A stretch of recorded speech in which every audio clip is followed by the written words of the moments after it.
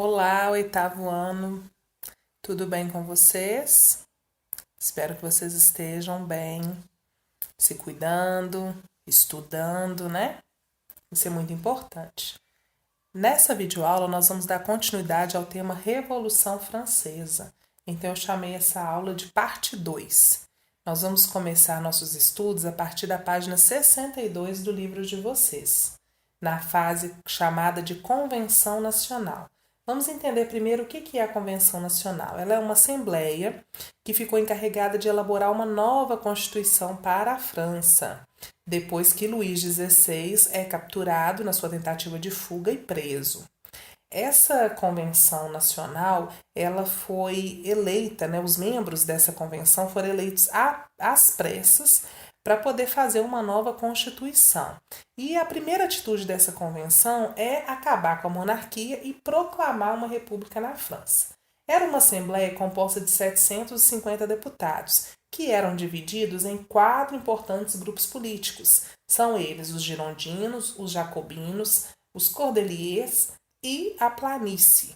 Na página 62 do livro de vocês tem um quadro que mostra para vocês quem que cada um desses grupos representava, que parcelas, né, da sociedade francesa e quais eram as intenções de cada um. Então é importante vocês fazerem a leitura desse quadro para estarem por dentro, né, do que eles defendiam. Chamo a atenção de vocês para os Cordeliers e a Planície, que são grupos que se sentavam ao centro dessa assembleia, até numa região um pouco mais elevada, né, bancos mais altos desse plenário. Eles eram conhecidos como montanheses. Os Cordeliers, eles eram bem radicais nos pensamentos deles. Já a planície era aquele grupo que ia de acordo com o lado que eles achavam que seria mais vantagem. Então tinha vez que eles ficavam do lado dos girondinos e hora dos jacobinos. Girondinos e jacobinos eram os grupos rivais e que acabaram comandando a França nas próximas fases aí dessa Revolução Francesa. E a gente vai ver quem esteve no poder em cada um desses momentos. Eles são grupos rivais e contrários. Os grupos que eles defendem são grupos diferentes. O rei Luís XVI, depois que ele foi capturado e preso, ele é levado a julgamento e a acusação contra ele é de traição à pátria. Os girondinos, eles queriam absolver o rei. Já os jacobinos desejavam que ele fosse condenado. Então foi mais ou menos um mês de debates, né, na Convenção Nacional e ao final 90% dos deputados, baseado nas provas que eles encontraram no cofre de Luís XVI, provas que mostravam que ele tinha feito acordos com reis estrangeiros para invadir a França e conter a revolta, ele acabou sendo condenado.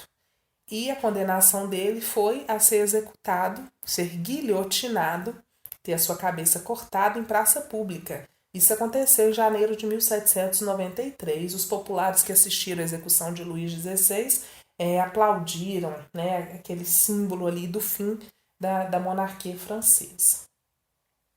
Eu coloquei uma imagem aí para vocês da Convenção Nacional, do plenário, né, para vocês terem uma ideia de como que acontecia. Vamos falar sobre os jacobinos no poder. Maximilien Robespierre era o líder desse grupo, o líder dos jacobinos. Tem aí também uma imagem para vocês darem uma olhadinha. Depois que o rei Luís XVI é executado, a oposição a esse grupo liderado pelo Robespierre aumenta.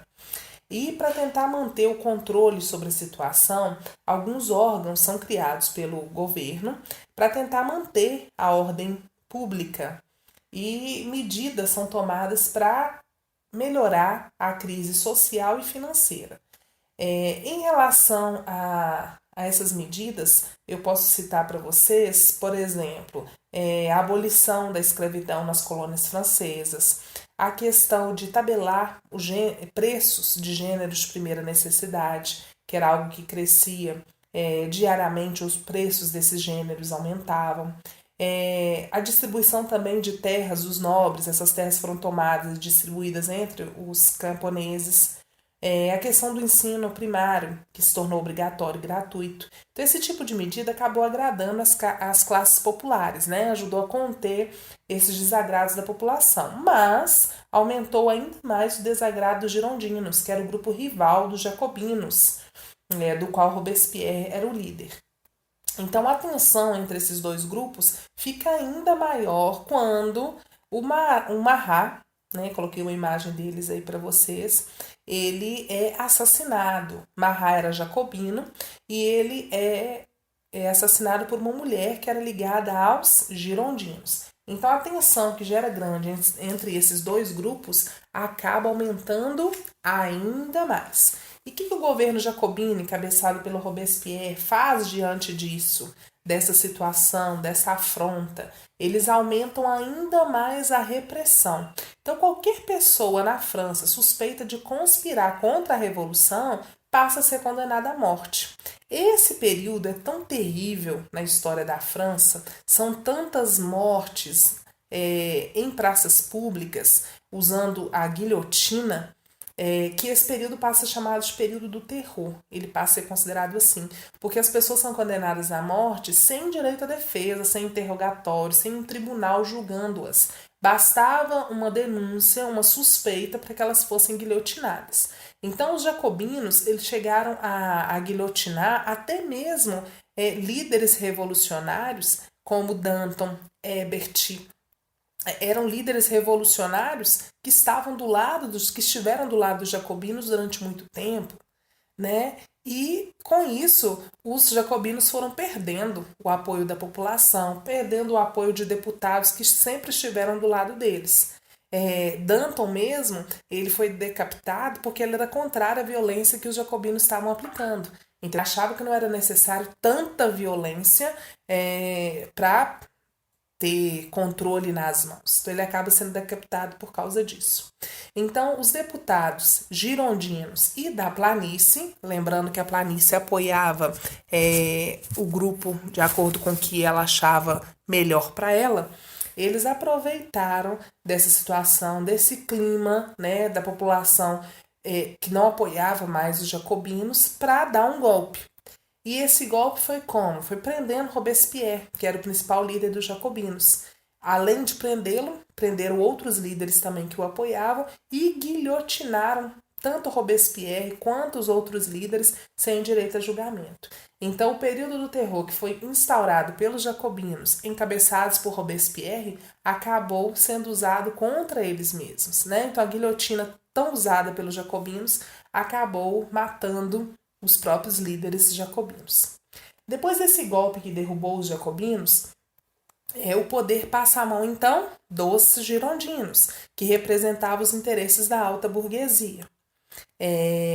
Então, como era de se esperar, né, esses novos governantes, os girondinos, vão dar total apoio à burguesia, que vão ampliar os seus negócios, vão passar a investir na indústria, vão passar a investir no comércio. E há uma necessidade de uma nova Constituição. Essa Constituição é elaborada em 1795.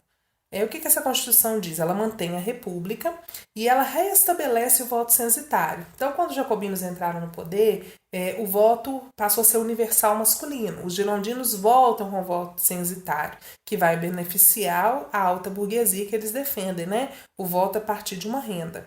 E o governo, os girondinos entregam o governo a um diretório.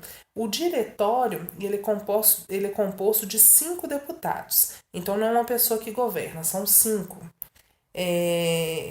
E a resistência a esse diretório foi muito grande por parte dos monarquistas que desejavam que a França voltasse a ser uma monarquia, não gostaram que essa nova Constituição manteve a República, e também os jacobinos que sobraram. Eles eram até chamados de novos jacobinos, né? Porque os grandes líderes jacobinos tinham sido mortos na guilhotina. Então, esses dois grupos de monarquistas e novos jacobinos criaram bastante resistência contra o governo girondino. Os monarquistas, eles tinham dinheiro, eles tinham armas, e eles tinham recebido esse dinheiro e essas armas da Inglaterra. E a ideia deles era utilizar tanto esse dinheiro quanto essas armas para criar revoltas dentro da França, para trazer de volta a monarquia. Quem eles queriam que fosse rei francês, já que Luís XVI, que era o herdeiro do trono, né, que era o rei francês, tinha sido guilhotinado? Eles queriam que um irmão dele assumisse o reinado na França, que a monarquia voltasse e que alguém de sangue real, né, parente de Luís XVI, fosse rei francês. Os novos jacobinos, eles atacavam o governo através de quê? De clubes, de jornais. Então era um clima muito tenso, um clima de constante revolta. Vou falar para vocês aí agora de um personagem chamado Graco Babeuf. Não sei bem a pronúncia correta, né? Que é um nome francês.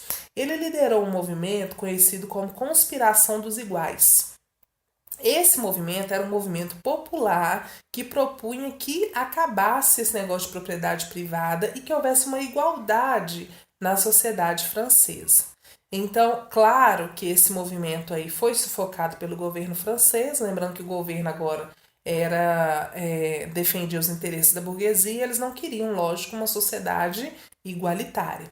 Então o governo endurece ainda mais, sufoca essa revolta, manda fechar os jornais que se opunham ao governo e aí ainda ameaça que quem continuar se colocando contra o governo francês vai ser expulso da França. Vamos passar aí para o próximo slide.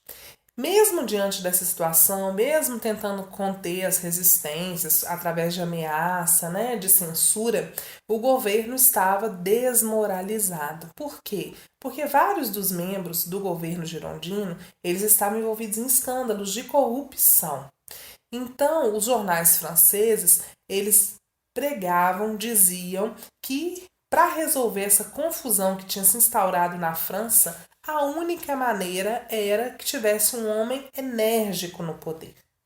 Então, esse homem enérgico era alguém que tinha que ter postura. E a melhor pessoa vista nesse momento foi um general, um jovem general na época, que com certeza o nome vocês já ouviram, Napoleão Bonaparte. Napoleão, ele era visto como um grande estrategista. Por quê? Porque ele já tinha tido várias vitórias em lutas contra países absolutistas que invadiram a França. Então, devido a essa admiração popular que ele tinha, ele foi se destacando. E nesse momento, ele acabou se tornando o maior candidato a salvador da pátria. E ele foi apoiado pela burguesia, por políticos, pelo exército, né? Já que ele era general. E Napoleão acaba aplicando um golpe, que a gente conhece como 18 Brumário. Esse golpe acontece no dia 10 de novembro de 1799, que era considerado na época como o dia 18 do mês de Brumário, porque se usava um calendário chamado calendário republicano, que foi instituído pela Revolução Francesa em 1792. Então, nesse calendário, o nome dos meses estavam associados às estações do ano. Então, 18 Brumário era o 18º dia do mês das brumas, ou seja, o mês do nevoeiro, que era outono lá na Europa. Então, no calendário republicano, que foi usado durante esse período da Revolução Francesa, era o dia 18 do mês das brumas. Mas no nosso calendário é o dia 10 de novembro. Então, em 10 de novembro de 1799, Bonaparte, apoiado por esses grupos que eu falei, políticos burgueses, militares, a burguesia, ele acaba tomando o poder na França. Então, esse é o momento em que a Revolução Francesa acaba.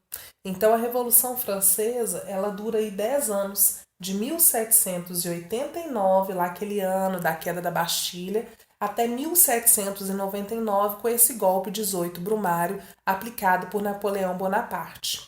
E aí vai começar uma nova fase da história da França. Então, aí a queda do diretório, Napoleão vai se tornar então o primeiro cônsul da França e dá início a uma nova era na história do país, na história da França. Aí já é um tema para a nossa próxima aula, que vai falar sobre a era napoleônica, né, para vocês entenderem a importância dessa pessoa na história da França, né? O período em que Napoleão governa é conhecido como era napoleônica devido à sua importância. A Revolução Francesa foi muito importante para a história do Ocidente. É uma revolução que vai causar grandes mudanças, né? As mudanças causadas pela Revolução Francesa não ficam apenas na França, né, acabam afetando outras nações. E isso é muito importante. Sugiro que vocês façam de novo a leitura, né, do texto da Revolução Francesa por inteiro, desde lá a página 57, né, onde começa, até que onde se conclui na página 65, tá? Dúvidas podem me enviar através do e-mail. Então, oitavo ano, um abraço para vocês e até a nossa próxima aula.